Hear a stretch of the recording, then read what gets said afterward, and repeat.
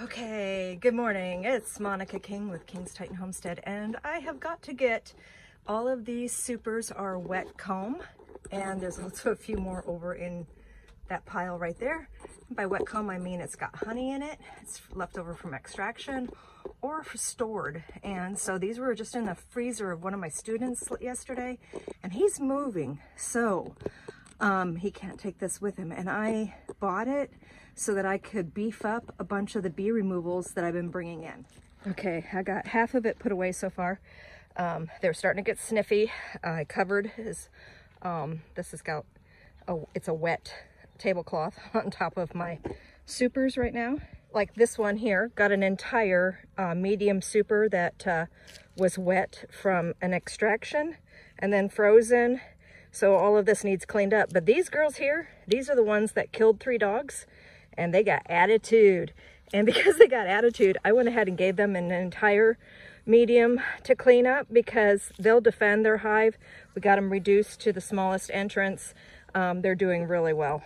So that teeny swarm that I just brought in, that was on a creeping fig vine.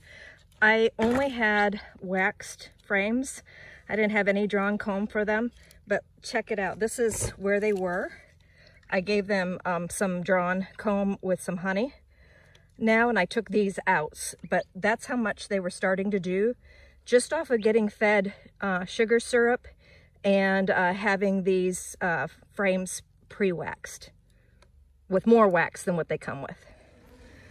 Something new that I got from Jonathan is Better Comb by Better Bee.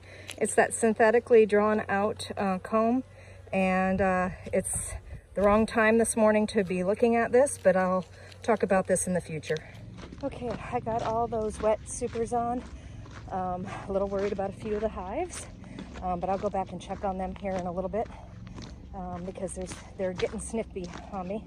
I moved my truck, which has some dripped honey in the tailgate area, and some of the broken frames that also had some honey in them. I moved them, and they're over like 150 yards away from the colonies, so that they're kind of like one of my feeding station areas where I bring in old comb and stuff like that from bee removals, and the bees know that they can go forage there. And so it's a long enough ways away from my colonies where it doesn't promote the robbing there.